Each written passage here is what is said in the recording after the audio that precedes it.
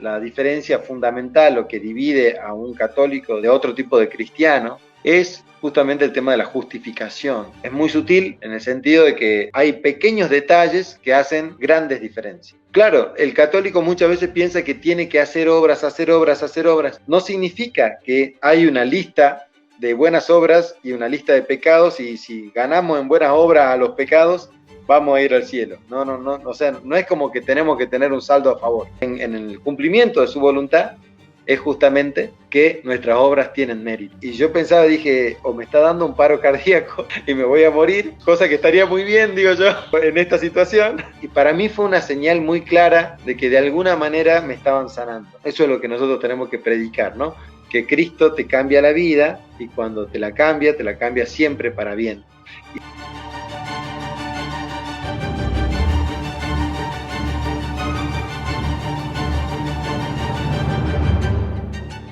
Bueno, pues buenas tardes. Me presento, mi nombre es María Paula Gallegos. Nosotros somos de un canal católico de YouTube principalmente que se llama Levantando el Velo. Y pues más que todo la idea del canal o de lo que surgió, como dice el mismo nombre, es como descubrir eso que está oculto a nuestros ojos, ¿no? Que a simple vista a veces no logramos ver, pero que hay una realidad detrás de todo lo que vemos eh, a nuestro alrededor. Entonces, básicamente, y pues haciendo referencia también al velo que se rasga en el momento en el que el Señor es crucificado, y muchas definiciones más, pero básicamente el nombre va como a buscar eso, a buscar revelar las cosas que a veces a simple vista no logramos ver. Y esa es la razón, digamos, de tenerte hoy aquí, de tenerte aquí como invitado, porque nos gusta invitar a diferentes personas que nos ayuden a eso, a poder encontrar verdades en diferentes temáticas, en diferentes aspectos. Entonces, pues bienvenido al canal. No sé si puedes hacer una breve introducción de quién eres y a qué te dedicas. Bueno, María Paula, bueno, primero muchas gracias por invitarme a tu canal. Vi algo del contenido de él y la verdad que muy contento de que vayan proliferando este tipo de espacios, sobre todo en los medios virtuales, que es tan necesario, ¿no? Era una predicación ya del Papa Juan Pablo II, que ocupemos todos los espacios, sobre todo en los medios de comunicación de aquel tiempo y bueno, y los de hoy también, así que es muy importante un espacio como este, y sobre todo para poder develar, ¿no? Develar cosas, develar la verdad. Y yo te cuento un poco, tengo eh, alguna experiencia dando algunas conferencias, eh, es decir, estuve en México y en Bolivia junto al filósofo Jonathan Ramos. Tenemos un grupo que se llama Sinusía, es un grupo de filosofía, con el cual estudiamos algunos autores. Iniciamos estudiando Ser y Tiempo de Heidegger y luego seguimos estudiando varios autores más. Y a partir de ahí es que tengo un contacto con Jonathan Ramos, que es el que te puso en contacto conmigo, ¿no? Y como sabrás bien, él es evangélico, él es un protestante, él es reformado, de corte calvinista. Y claro, en mi relación con él, siempre yo soy católico de toda la vida, pero ya hace un tiempo he dejado de ser un católico que no sabe lo que predica, que no sabe por qué va a misa, cuando va a misa, si iba a misa, ¿no? Y uno se ha empezado a tomar en serio más la fe a partir justamente de mi amistad con Jonathan, porque él me planteaba ciertas cuestiones que yo no podía responder en ese momento. Y creo que es muy importante que nosotros tengamos la capacidad de dar cuenta de la fe que tenemos, ¿no? Bueno, eso lo dice la palabra de Dios, ¿no? Estén preparados para dar razones de su fe. Y eso creo que es importante y de alguna manera eso hizo que yo me introduzca un poco en temas teológicos, y hoy por hoy yo siempre tomo cursos de un profesorado que hay aquí de Ciencias Sagradas que se llama Monseñor Tabela, que acá en Salta, Argentina, y a partir de ahí, bueno, he aprendido eh, un poco de teología y un poco de Biblia, y con lo cual estamos agregándole a la filosofía la ciencia más importante, que es la ciencia teológica, ¿no? Y la ciencia de la revelación de Dios, para poder tener un conocimiento pleno de la verdad, que es lo que nosotros creemos, y, y justamente que me encanta el título de tu canal porque es lo que uno aspira cuando empieza a conocer estas cosas, a poder terminar develando la verdad, que creo que es el centro de la cuestión, ¿no? Nosotros somos, como católicos, creemos en que hay una verdad, sabemos quién es la verdad, porque la tenemos personificada, pero no solo eso, sino que tenemos que estar haciendo un esfuerzo constante, que también es algo muy importante para un católico, haciendo el esfuerzo de quedarnos a su lado y luego él hará el resto, ¿no? Así que es importante para mí, digamos, o sea, fue importante para mí tener realmente un desafío en ese sentido. Esa es mi historia. Seguramente poder de alguna manera introducirme al mundo católico real, ¿no? Al mundo católico, creo que fue más un desafío que me plantearon desde otros ambientes cristianos y bueno, así que aquí estoy hoy por hoy dictando algunas conferencias, hemos dado conferencias de doctrina social de la Iglesia en algún momento en México hace poco, fue en noviembre y diciembre, así que bueno, muy contento hoy por hoy de estar aquí. Qué bien, muchas gracias. Sí, yo creo que hay algo importante que tú decías y es que por más de que uno, pues al ser católico y al creer en Jesucristo sabemos que Él es la verdad, pero sí es cierto que uno a veces puede como volverse un católico, como dicen aquí, light, un católico que no se compromete, que realmente no está como llevando eso a su vida, ¿no? Y sí me llamó la atención y quería que de hecho habláramos un poco porque sé que tienes esta relación cercana con Jonathan. Nosotros, Uh pues -huh, para los que nos están viendo, sepan, tenemos varias entrevistas en el canal con Jonathan. Ha sido una persona que nos ha ayudado bastante a tocar ciertos temas. Pero sí me gustaría como escucharte un poco a ti. ¿Qué diferencias has notado tú pues digamos, entre lo que creen estas posturas protestantes y la Iglesia Católica? ¿Y por qué tú, digamos, estando tan cercano a él, decides de todas maneras seguir con la Iglesia Católica? Mira, yo te voy a ser muy honesto, al principio yo no sabía por qué, pero lo sentía, ¿no? Creo que Dios me dio la posibilidad de quedarme donde estaba mientras iba aprendiendo. Es decir, nunca he tenido duda de dónde tenía que estar. Eso es una gracia que he recibido de alguna manera. Pero más allá de eso, luego fuimos de a poco confrontando las ideas. Con Jonathan hemos tenido infinidad de conversaciones mientras hacíamos filosofía, las diversas posturas filosóficas, y luego cuando llegamos a la teología, que no fue sino o sea, no fue al inicio. Lo conozco a Jonathan hace ya unos 6 7 años, aproximadamente, sí, 7 años por lo menos, y los primeros 2 años no hablamos de teología, solamente de filosofía. Luego empezamos a introducirnos en temas teológicos. Y cuando lo hicimos, hemos visto que la principal diferencia quizá sea la diferencia fundamental o que divide a un católico de otro tipo de cristiano, es justamente el tema de la justificación. Yo creo que es ahí, más allá de todas las otras cuestiones que son, eh, yo diría quizá menores, no menos importantes, pero yo creo que sí es crucial el tema de la justificación, porque creo que es un tema que de alguna manera repercute directamente en la salvación. Y bueno, y es crucial, digamos, zanjar esas diferencias que, bueno, evidentemente no es fácil de hacerlo, porque cuando la Iglesia Católica tiene su postura respecto de la justificación, bueno, hay iglesias protestantes que tienen diversas posturas respecto del mismo tema. Entonces, hay que ver con quién estamos conversando para saber qué contestar cuando realmente estamos conversando, ¿no? El tema de la justificación.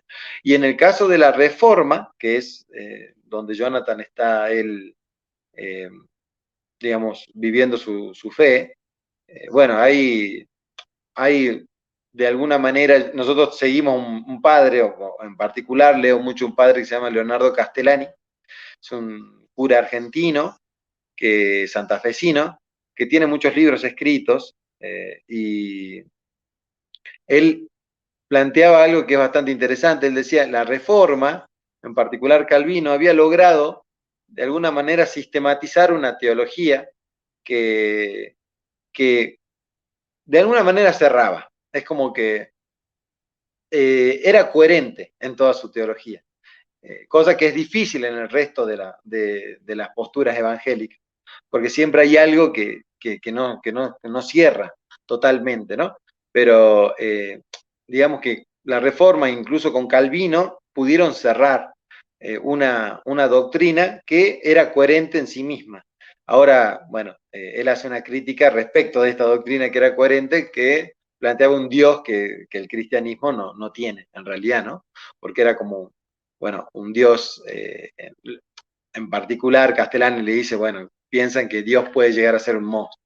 Pero más allá de eso, creo que tiene sentido. Por eso es que Jonathan encuentra en esa teología algo que tiene sentido. ¿Por qué? Porque es coherente en sí misma, pero bueno, eh, al margen, nosotros no creemos en lo que ellos creen, porque justamente hay diferencias fundamentales, y la diferencia, digamos, la más importante de todas es el tema de la justificación, que es un tema muy sutil, podríamos decir. Es muy sutil en el sentido de que hay pequeños detalles que hacen grandes diferencias. Y bueno, ahí está la, la problemática, porque muchas veces no se entiende, muchas veces uno dice, bueno, pero es más o menos lo mismo. Bueno, no, esas pequeñas sutilezas son grandes diferencias en el fondo. Sí, yo creo que es importante y también pienso que a veces también hay dentro de los católicos y pues también en las diferentes iglesias protestantes como una concepción errónea de lo que la misma iglesia cree, ¿no? Uh -huh, También pienso que a veces, pues no sé si tú quieras explicar un poquito cuál es la postura católica de la justificación, pero sí pienso que hay veces la concepción puede verse, digamos, desde el lado externo, como que tú te vas a salvar a través de hacer obras, ¿no? uh -huh, Pero si uno se pone a revisar bien de fondo, como cuál es lo que propone la iglesia, pues es mucho más profundo que eso, ¿no? Es más como yo lo entiendo, es más como una transformación donde uno, a medida que va avanzando en este camino de santidad, el Señor lo va transformando a uno para poder llegar a ese momento y estar, digamos, lo más purificado posible para poder llegar a la presencia del Señor y en dado caso de no estar en el 100%, pues sería como este momento en el purgatorio, ¿no? Pues de una manera muy sencilla de decirlo, pero algo así es como lo que yo veo de la postura católica, pero sí pienso que a veces se puede malinterpretar, ¿no? Y pensar que el católico y también la vivencia de los católicos está mucho en que yo voy a hacer esto para reparar estos pecados que he hecho, o voy entonces a hacer todos estos voluntariados y se pierde un poquito la concepción de qué es lo que yo estoy buscando. Que claro, digamos que a medida que el Señor me transforme, es lo normal empezar a hacer servicios y empezar a hacer, digamos, a estar pensando en el otro, porque es simplemente esa transformación del corazón de uno, ¿no? Que es un corazón de piedra que se va volviendo un corazón, que el Señor nos va transformando ese corazón. No sé qué pienses tú como en esa concepción que tienen los católicos y que de pronto podemos estar generando una visión errónea de lo que es la justificación para el católico. claro, bueno, fíjate que la primera gran herejía a la cual se enfrenta respecto a la justificación, a la cual se enfrenta la Iglesia Católica, es el pelagianismo, ¿no? O una de las primeras. Y justamente el pelagianismo plantea esto de la posibilidad de ganarse la salvación por mérito propio. Y, y en ese sentido, nosotros, si bien le damos un rol preponderante a las obras, no es justamente, o sea, o necesario, podríamos decir, no es justamente una idea del pelagianismo la que tenemos nosotros, porque lo hemos condenado, fuimos la primera iglesia en condenar, claramente. Lo que pasa es que la teoría concreta de la justificación es algo más compleja, en ese sentido, como vos bien decías, es un cambio radical en la persona, empieza en el bautismo, ¿sí? Que es necesario. Nosotros nos tenemos que bautizar y al ser bautizados entramos, ¿no es cierto?, en la iglesia de Cristo, lavamos nuestros pecados, nuestro pecado original, sobre todo, y a partir de ahí es que empezamos a caminar en la fe. Es bien interesante porque justamente nosotros tenemos muy presentes los sacramentos, ¿no? Y, y como un camino que a nosotros nos va perfeccionando en el corazón. Y bueno, y justamente esta es una gran diferencia porque claramente para el resto de las iglesias evangélicas nuestros sacramentos serían algo así como obras. Entonces ahí están dentro de las diferencias que tenemos con ellos. Pero en particular, nosotros, cuando vos bien decís que muchos católicos tienen el problema de pensar que tienen que hacer cosas, ¿sí? Para poder agradar a Dios, etcétera. Nosotros tenemos que pensar que lo primero es la conversión. Lo primero es la conversión del corazón, justamente que nos pondrá un corazón y nos sacará el corazón de carne, ¿no? Nos pondrá un corazón de carne, ¿no? Alguien, creo que es el primer paso de un católico, ¿no? Esa conversión viene, como decía San Juan de la Cruz, muchas veces de una noche oscura, ¿no? De realmente tener una clara conciencia de pecado y de todos los pecados que hemos podido cometer. Por eso que nosotros tenemos el sacramento en particular, de la reconciliación, ¿no? Que es tan importante para nosotros. Siempre poder volver a pedir perdón a Dios y de asegurarnos, porque eso es importante, la Iglesia Católica nos asegura que esos pecados van a ser perdonados y son perdonados en el momento de confesarlos, que creo que eso es también algo sumamente importante en la Iglesia. Pero, claro, el católico muchas veces piensa que tiene que hacer obras, hacer obras, hacer obras. Es cierto que nosotros nos tenemos que abrir a la voluntad de Dios. Yo creo que esa es la parte importante de las obras. Las obras que nosotros pensamos que tienen mérito para con Dios, no significa que hay una lista de buenas obras y una lista de pecados y si ganamos en buenas obras a los pecados, vamos a ir al cielo. No, no, no, o sea, no es como que tenemos que tener un saldo a favor. Claramente no funciona así. Lo que funciona es que nosotros abramos nuestras obras, nos demos a partir de nuestra libertad, podamos abrir nuestras obras a Dios y preguntarle qué quiere que nosotros hagamos por Él, y ahí nuestras obras van a cobrar mérito. ¿Por qué? ¿Porque son nuestras? No, no porque son nuestras, porque solamente estamos cumpliendo con su voluntad. Y es en el cumplimiento de su voluntad, es justamente que nuestras obras tienen mérito. Si no, no tienen ningún mérito por mérito propio, humano. Siempre los méritos son méritos en Cristo. Pero es algo bien difícil de entender porque hay, de alguna manera, sutilezas teológicas que nos tomarían mucho tiempo poder describir ahora, pero que se entienda muy bien que las obras que nosotros hacemos y que tenemos que hacer no es que no tenemos que hacer. ¿Por qué digo esto? Porque muchas veces Cristo nos ha dicho a nosotros que no hay ninguna obra que no vaya a ser recompensada. Alguna vez hice el ejercicio, a raíz de conversaciones con Jonathan, hice el ejercicio de leer el Evangelio, iba leyendo Marcos, Mateo, y sobre todo Mateo, ¿no? Que tiene mucho. Empecé a hacer un ejercicio muy interesante. Dije, voy a agarrar y voy a ver cuándo Cristo nos manda a hacer alguna obra y si la vincula o no con la salvación. Bueno, cuando uno empieza a hacer ese ejercicio, ve muchísimos pasajes en los cuales Cristo manda a hacer una obra y está vinculado a que si yo la hago, me voy a salvar. Si yo hago, me voy a salvar. Es como que uno dice, bueno, entonces Cristo me empieza a decir cómo tengo que obrar para poder salvarme. Por un lado, eso es cierto. Ahora bien, nuevamente, todas las obras que yo hago son méritos de Cristo, no mías. Y ahí vamos teniendo sutilezas que son más difíciles de entender, digamos, que por ahí, al principio, nosotros cuando empezamos a entender un poco de teología, no es tan fácil. no es tan fácil saber cuál es el rol específico de las obras en el cristiano. Y bueno, siempre haciendo la voluntad de Dios. Muchas veces me preguntaron, ¿y cómo sé yo qué es la voluntad de Dios? ¿Cómo sé yo que mis obras responden a la voluntad de Dios?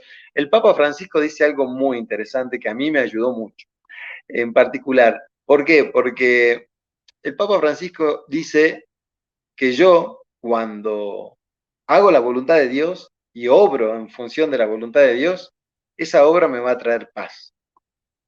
Y claramente cuando uno tiene la paz que brinda, ¿no? Que brinda la obra que está en el plan de Dios, uno puede saber que, que está ahí en los caminos del Señor.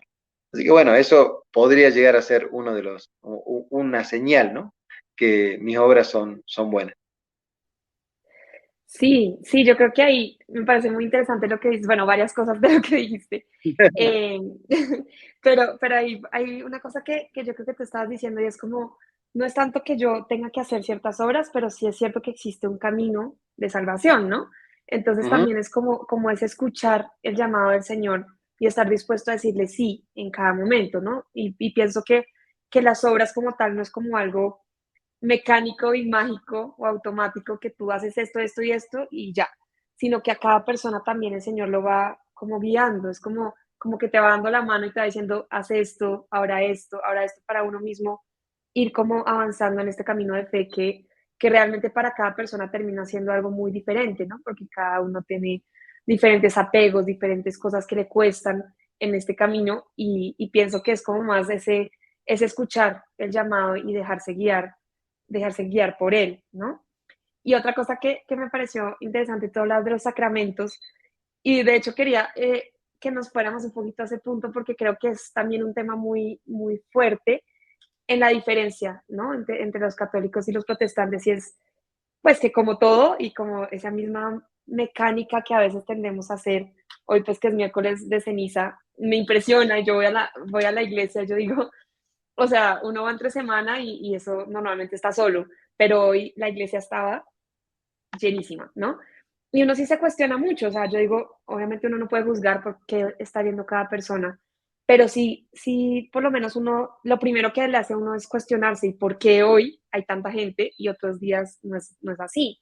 Y creo que es también como esa mala concepción de pensar que cumplir ciertas cosas o hacer ciertas cosas te van a ayudar a salvarte, a no condenarte, ¿no?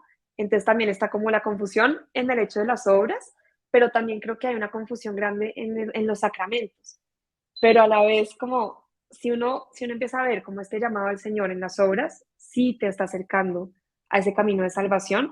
Y los sacramentos también son un camino de salvación y de purificación, pero pienso y me gustaría que tú pues, nos ayudes a, como a explicar un poco, si uno vive real y, pues como en serio todo esto de los sacramentos, ¿qué, qué puede generar pues en las personas o en los creyentes estos sacramentos que se han establecido en la Iglesia Católica o que vivimos nosotros como católicos?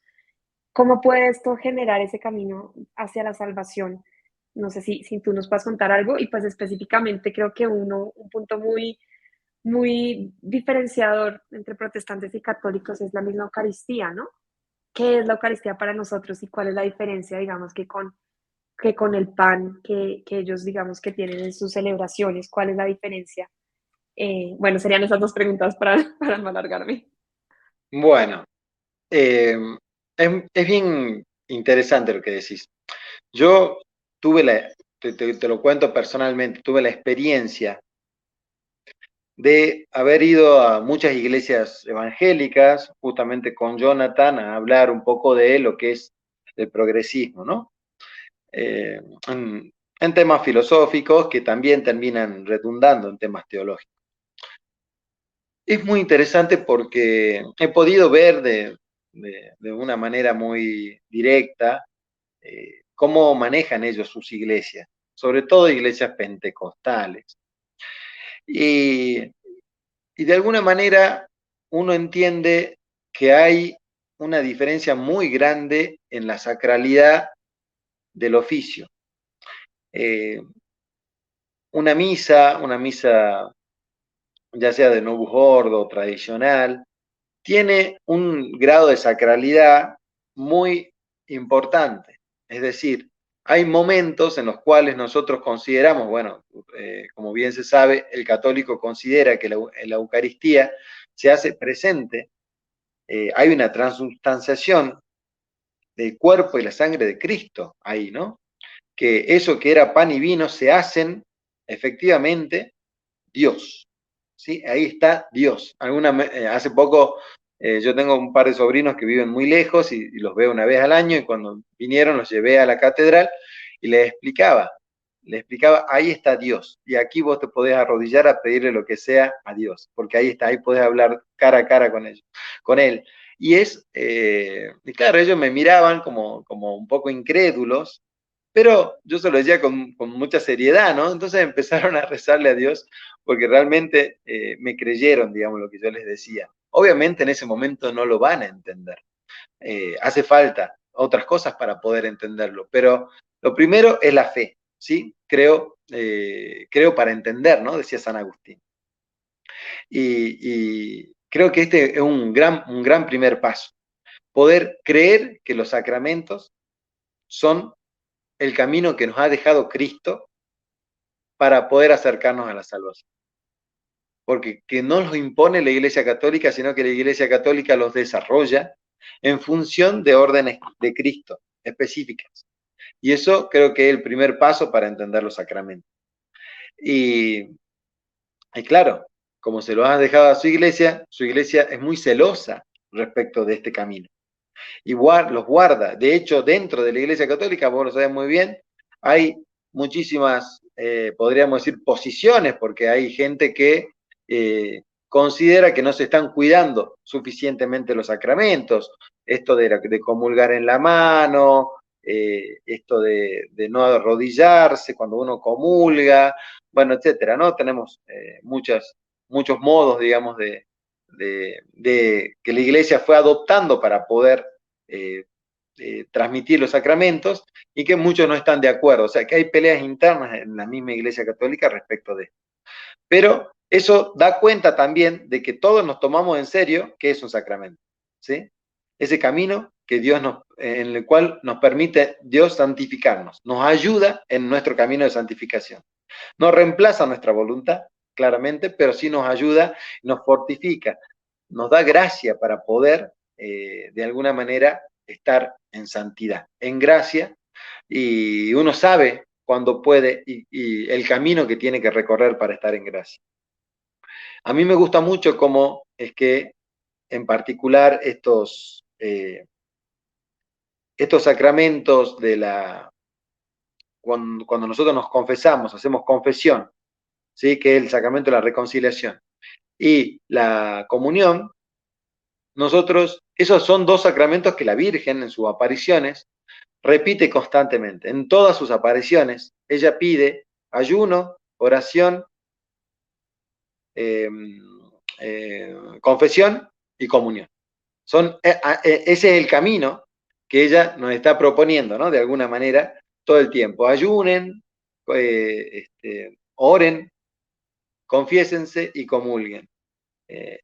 Y creo que es lo que nosotros tenemos a mano, lo que es el camino que nosotros tenemos a mano, porque siempre tenemos la posibilidad de recibirlo a Cristo en nuestro corazón.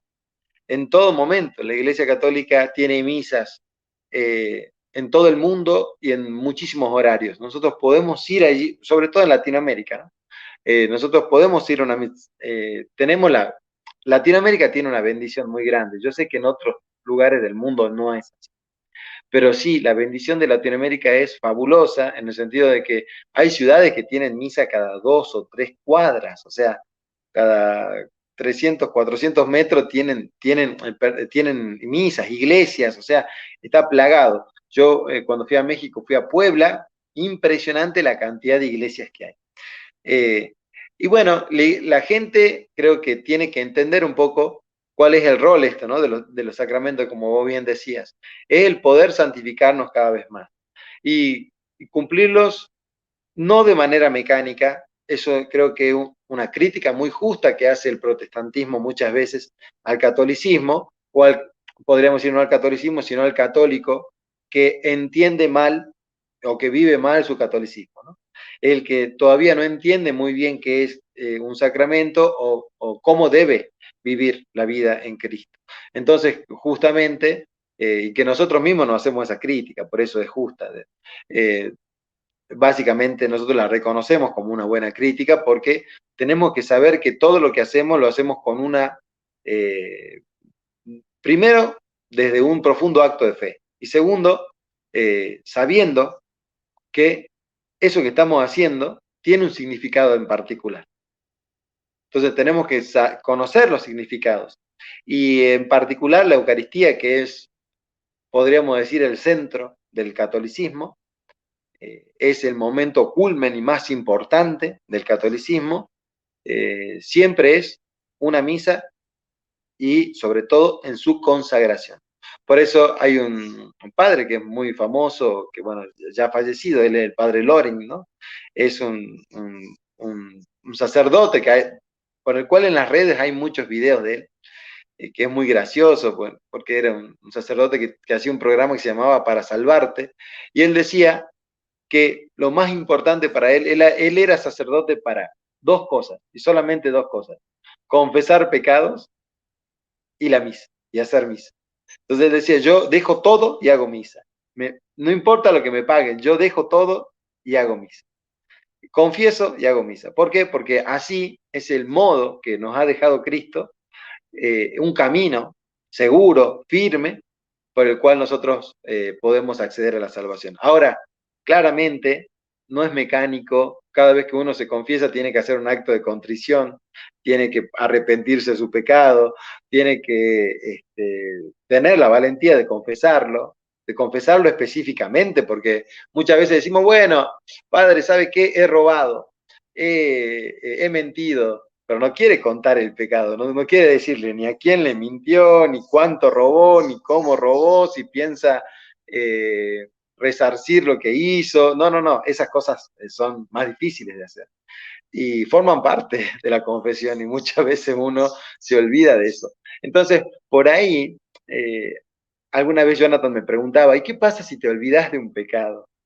Y claro, en ese momento sinceramente no sabía muy bien qué contestarle, pero luego uno, ni siquiera investigando, ¿no? Me llegó la respuesta a través de ver alguna vez algún santo contar, ¿no? Contar esto de que cuando se iba convirtiendo, Dios, a medida que él se iba confesando, le traía a la memoria sus pecados. Es decir, porque había pecados que había olvidado, que había decidido olvidar. Y muchas veces necesitamos que Dios nos traiga a la memoria ciertos pecados para poder confesarlos y que de alguna manera nos vamos purificando aquí en la tierra y no tener que pasar por el purgatorio, ¿no? Sí, yo creo que, o sea, yo no sé, yo te escucho hablar sobre esos dos puntos y yo digo, realmente tenemos algo muy, muy importante como católicos, por lo menos para mí ha sido una fuerza muy fuerte la parte de la Eucaristía. También como para ese, claro, tú te confiesas, pero también como que la Eucaristía te da esa fuerza para mantenerte pues, para mantenerte libre, ¿no? Para mantenerte como en gracia. Mm, y no sé por qué a veces no llevamos esto a nuestros hermanos protestantes, o sea, nos enfocamos a veces en otras cosas y yo sí veo como de lo que se están perdiendo, o sea, no tanto como que esté mal, sino es como, ¿por qué no los invitamos a que compartan esto, a que se den cuenta la ayuda tan grande en este camino, que es difícil, porque realmente no es un camino fácil ser cristiano, y la ayuda que dan los sacramentos para el camino, ¿no?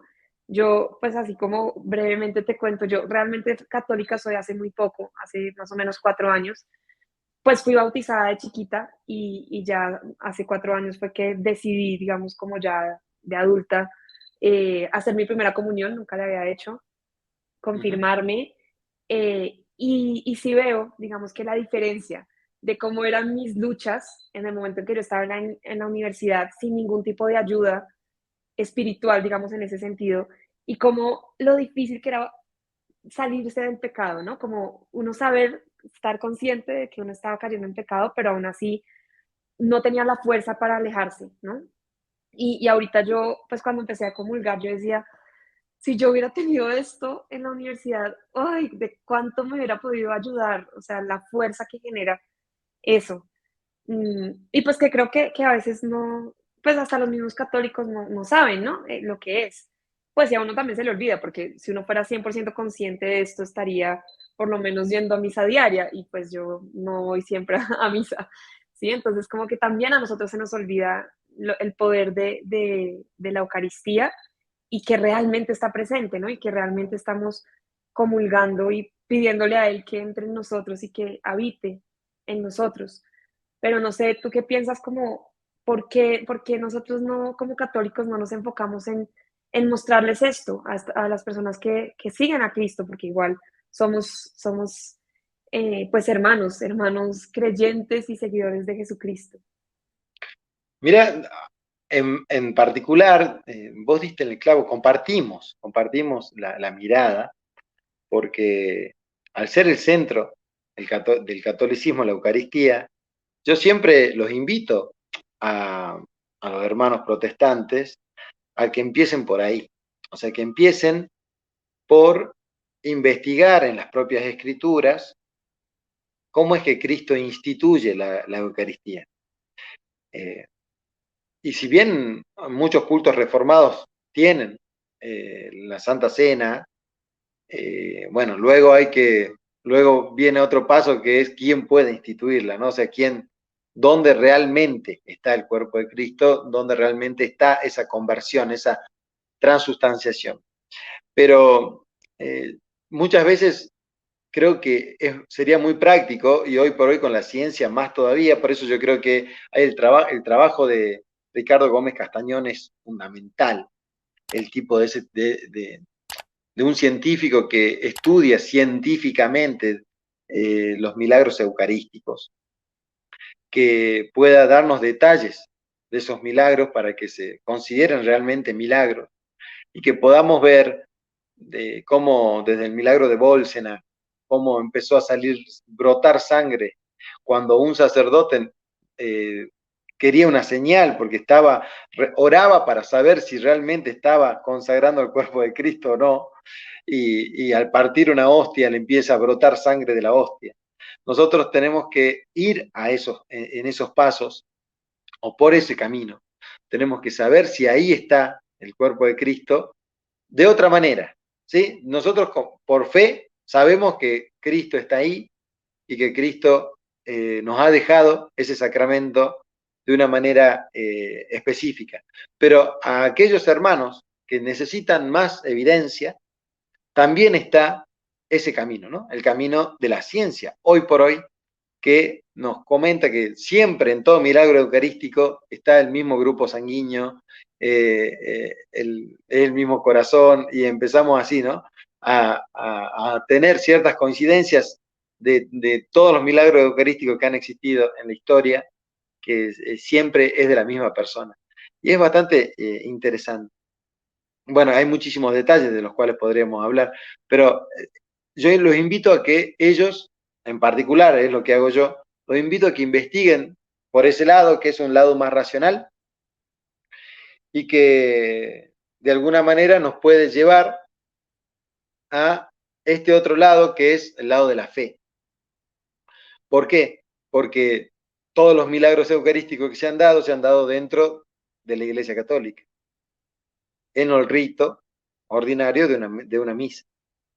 Entonces, a partir de ahí es que nosotros entendemos que tenemos que invitar a la gente a que no se pierdan lo más importante que nos ha dejado Cristo, ¿no?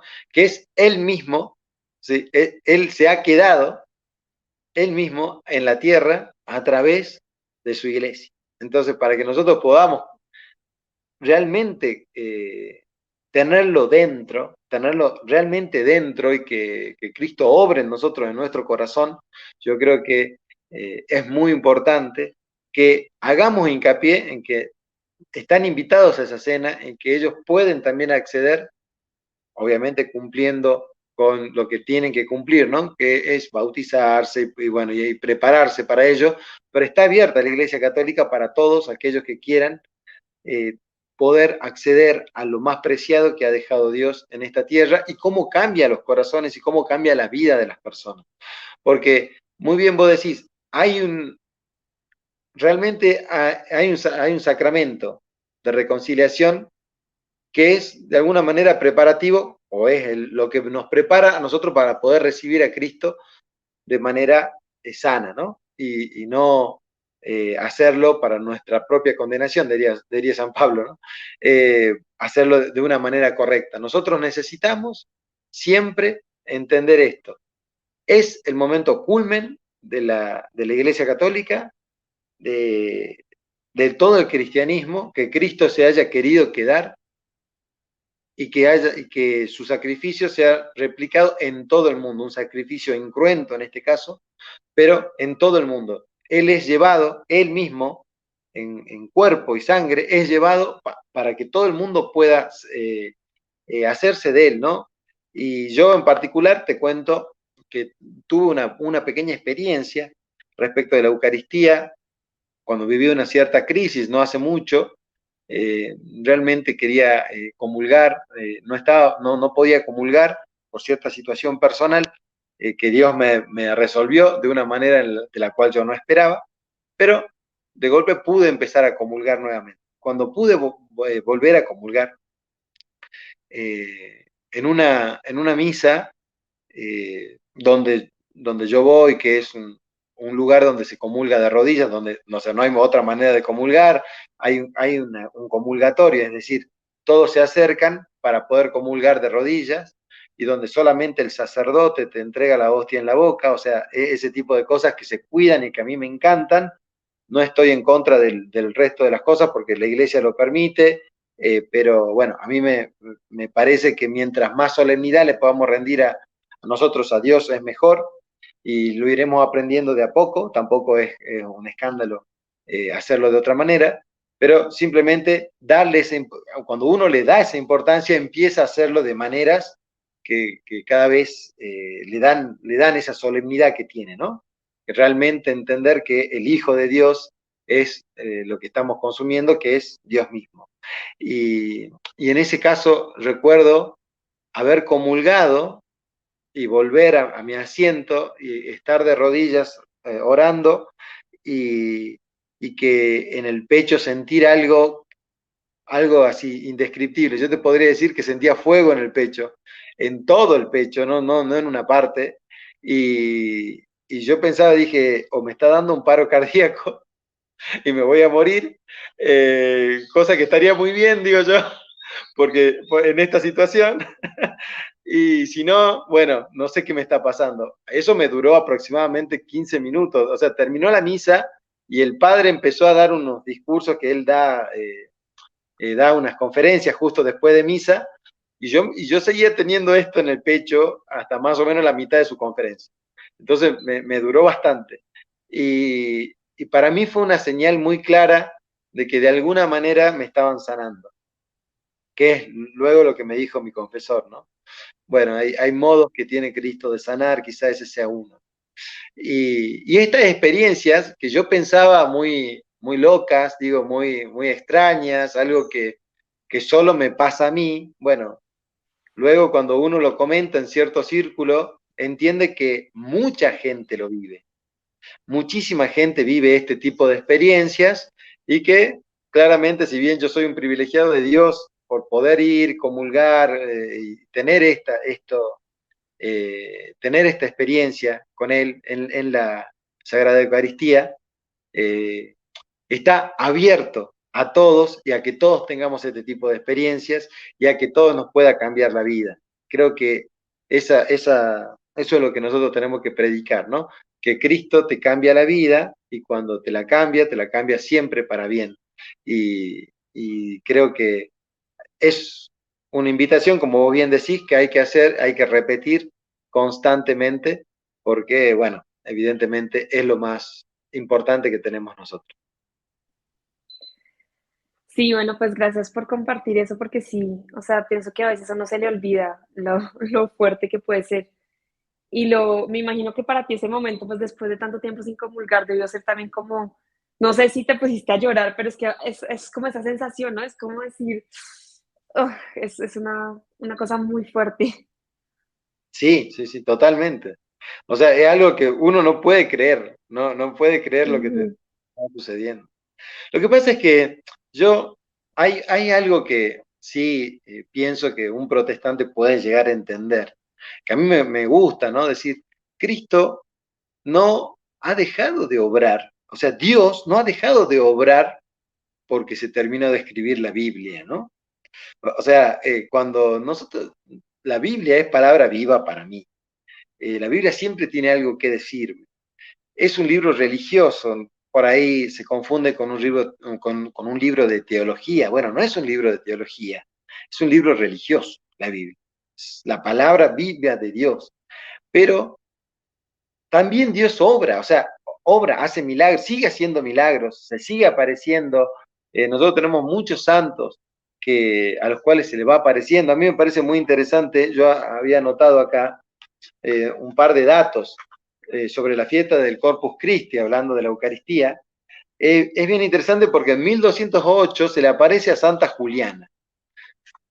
Una santa muy devota, 15 años, se le aparece a Santa Juliana diciendo, quiero una fiesta donde se honre la Sagrada Eucaristía. Es una fiesta muy puntual. Y ella va y se lo dice a un sacerdote, al padre Santiago Pantaleoni. Se lo termina diciendo a él y él, claro, cuando va al clero de su época, dicen, no, bueno, Juliana, discúlpame, pero no le creemos y queda ahí, queda pendiente el tema. El asunto es que justamente luego, esto te hablo, 1208, y en 1263, ¿qué sucede? Sucede el milagro de Bolsena, donde Pedro de Praga va y pide por favor una señal para saber si el cuerpo de Cristo, si él cuando él consagraba, realmente estaba ahí el cuerpo de Cristo. Y para, pero ojo, miren esto, ¿no? Para esa señal, él hace una peregrinación. Y es en esa peregrinación donde Cristo, ahí están las obras, ¿no? De uno. Cristo toma nuestras obras y hace lo que tiene que hacer, ¿no? Por eso nosotros, el obrar es importante, no es que no es importante.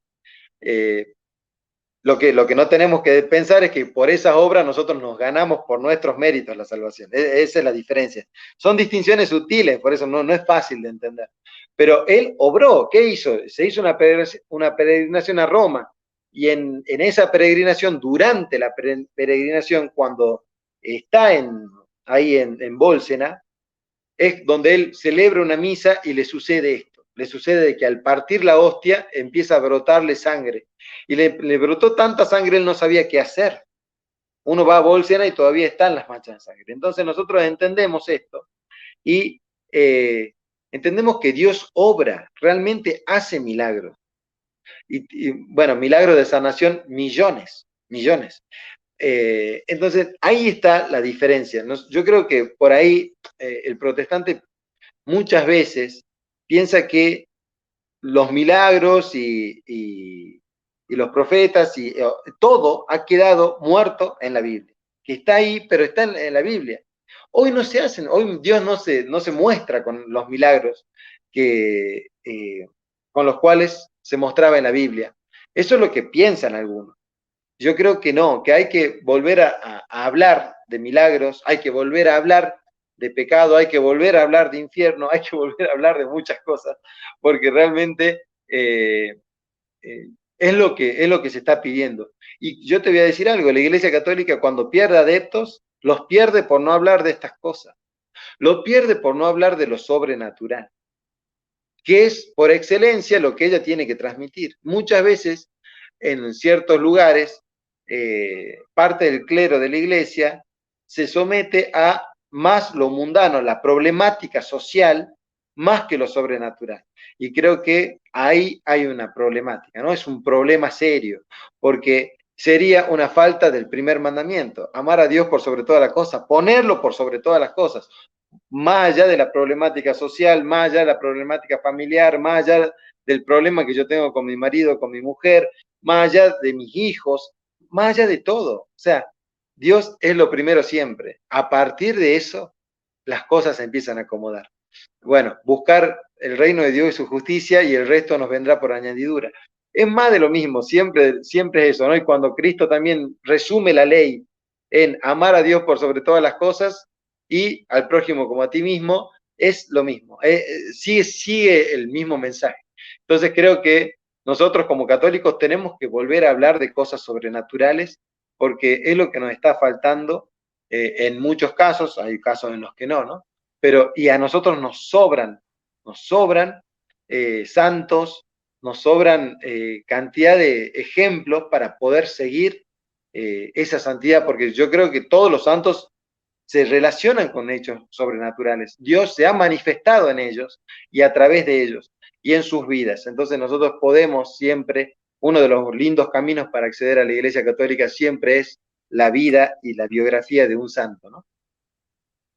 Sí, sí, yo creo que, de hecho, es curioso que sea difícil de entender eso, porque pues a mí me llama mucho la atención como dos cosas muy buenas de los protestantes, y es, uno, esa conciencia que el Espíritu Santo actúa.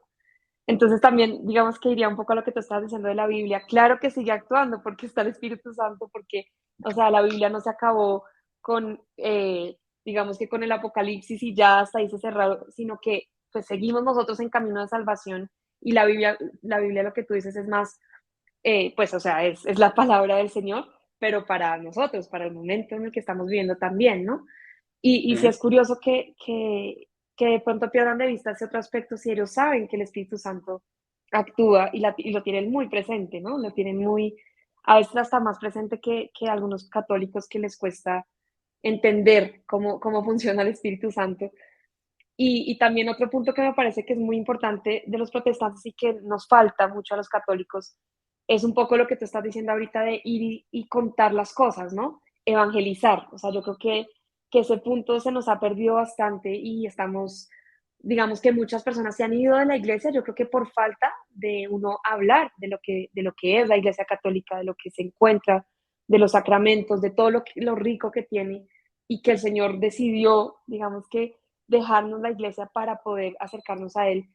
Y a veces por el mismo hecho de no incomodar o de no ser, sí, como incómodo hacia las personas que se están acercando, uno trata como de ocultar ciertos misterios y ciertas cosas para que la persona se sienta más cómoda, pero yo creo que está generando es todo lo opuesto, es más bien un rechazo porque cuando no ven nada diferente, pues por qué me voy a ir yo a la iglesia católica cuando no veo como cuál es la, digamos que la importancia de ir, ¿no?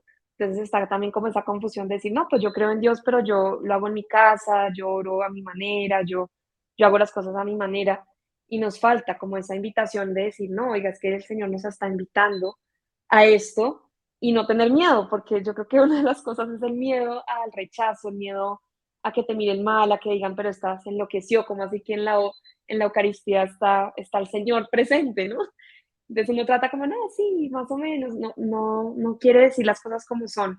Y pienso que ese mismo hecho de dejar las cosas como tan a la ligera termina es generando un efecto contrario.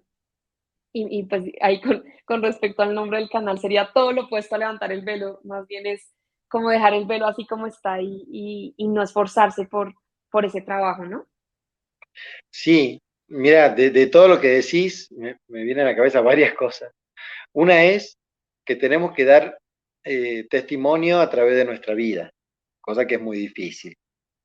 Pero tenemos que hacerlo, tenemos que dar testimonio a través de nuestra vida. O sea, es decir, ¿por qué que la gente se pregunte por qué a esa persona le va bien o cuando le va mal tiene tanta fortaleza o cuando está en una prueba puede superarla de esa manera?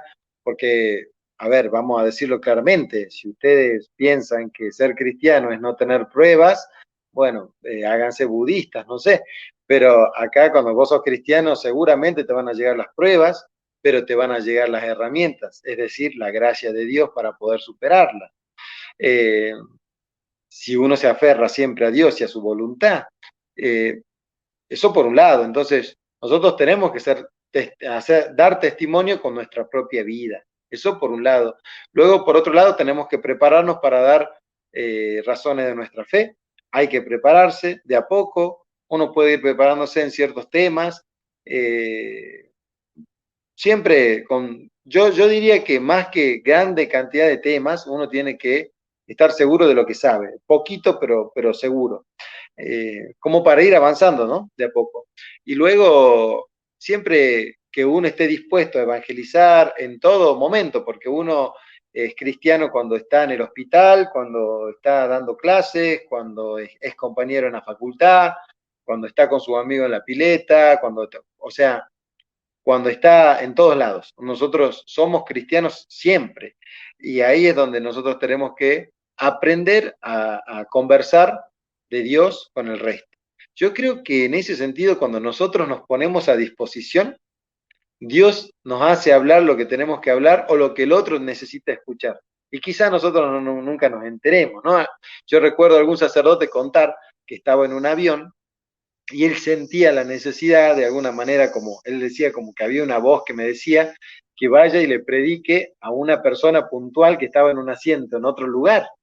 Entonces él estaba así, estaba muy incómodo, no sabía qué hacer. Entonces en un momento se para, va al baño y es como que siente a él, predicale a él.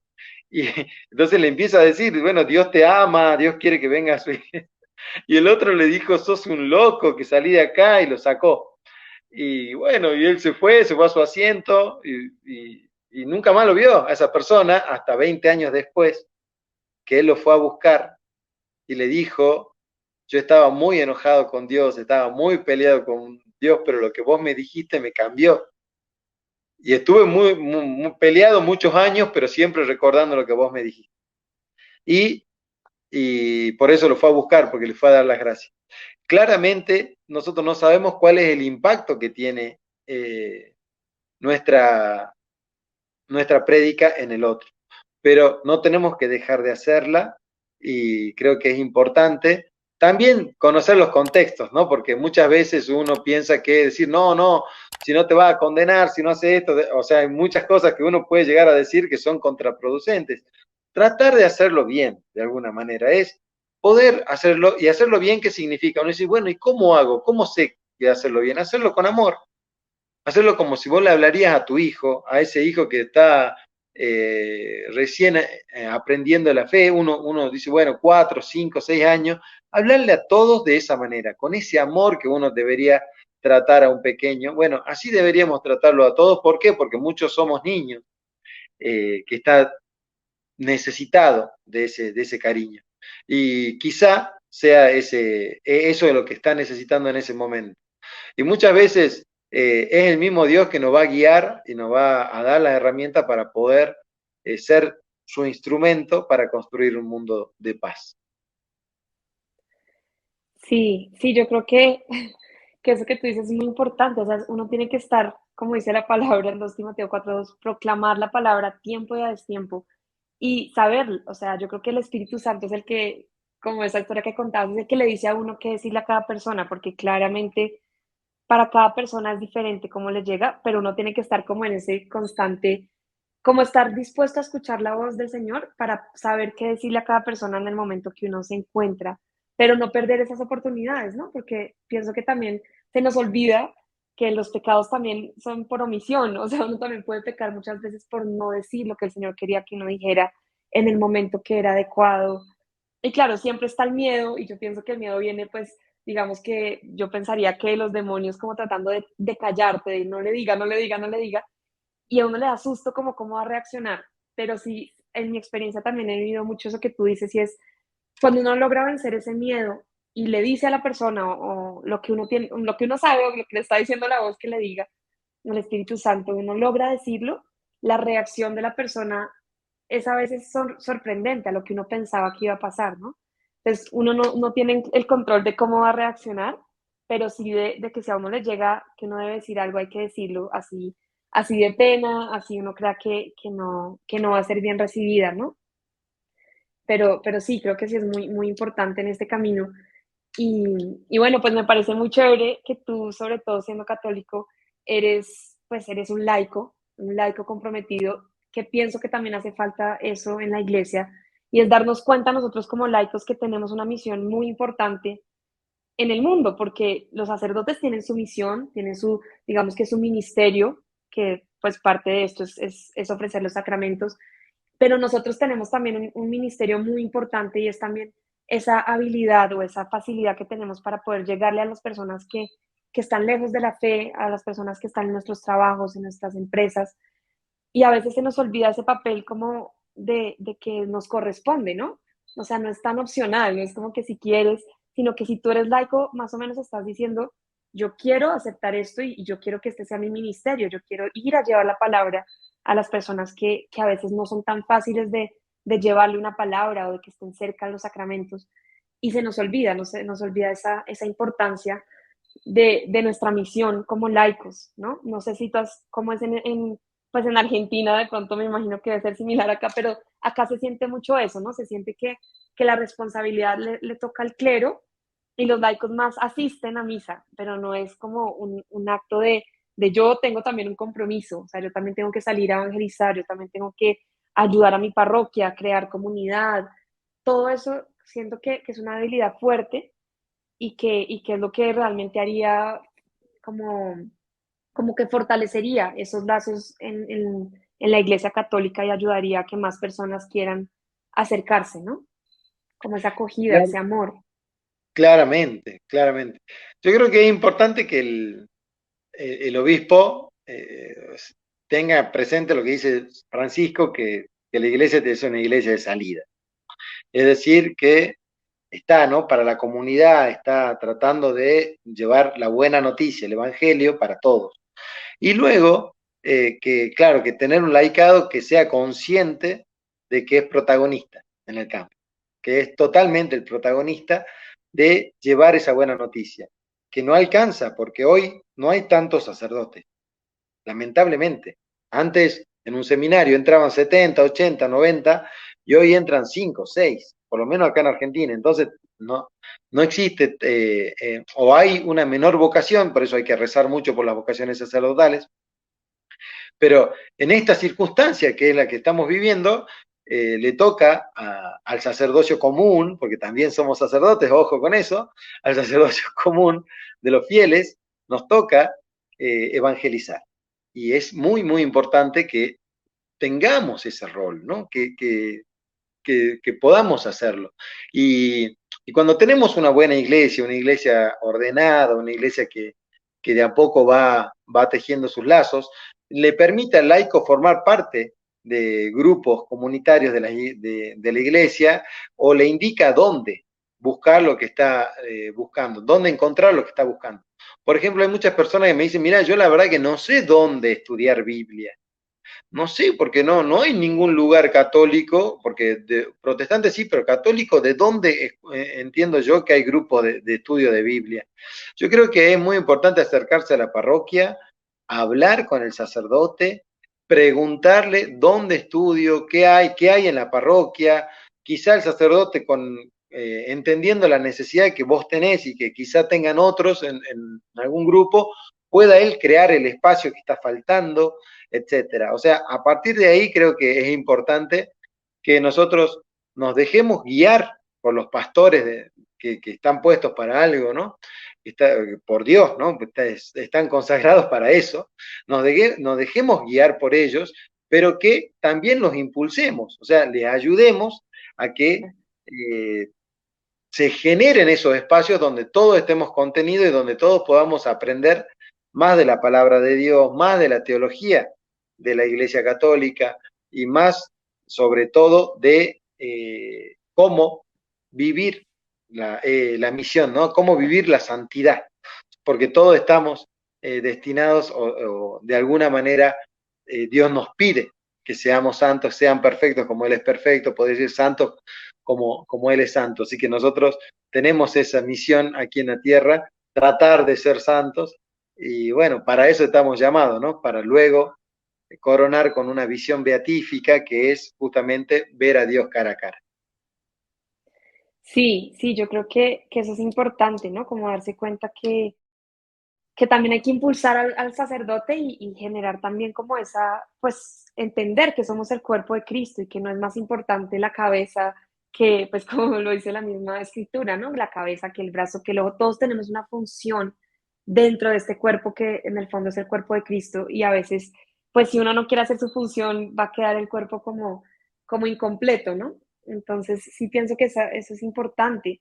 Y algo que tú decías, como entender que somos sacerdotes también, somos profetas, somos pastores, o sea, somos, digamos que desde el bautismo ya tenemos esas tres facultades y que tenemos que ejercerlas, ¿no? Como pues como bautizado.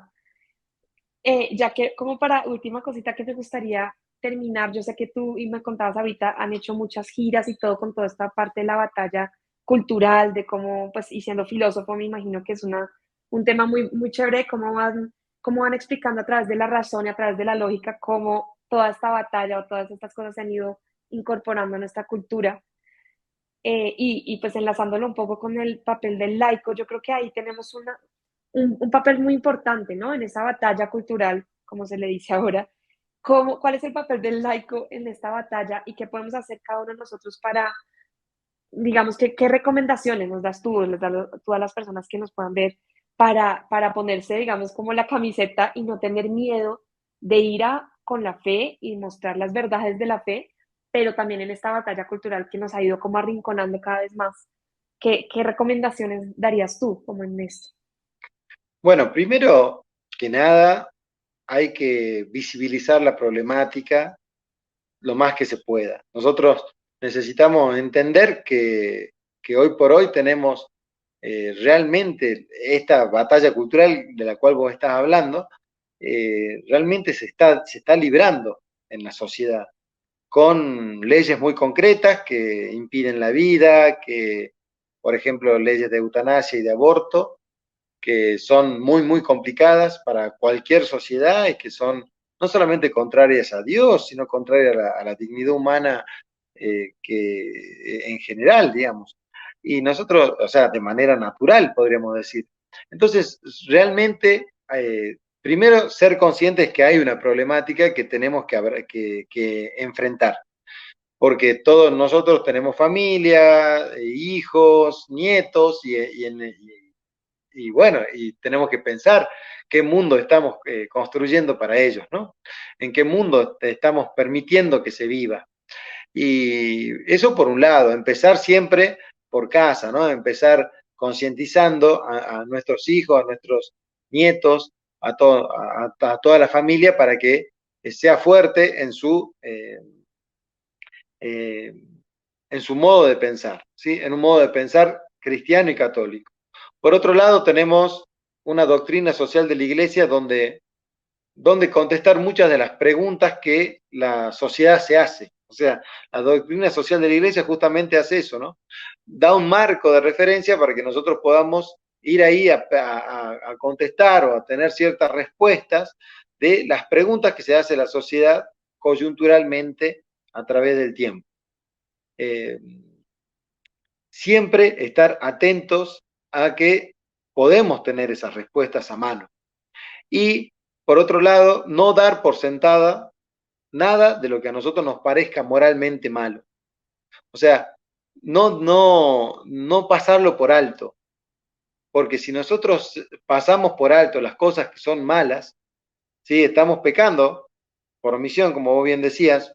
Bueno, yo prefiero no meterme. ¿Por qué? Porque no entiendo muy bien del tema.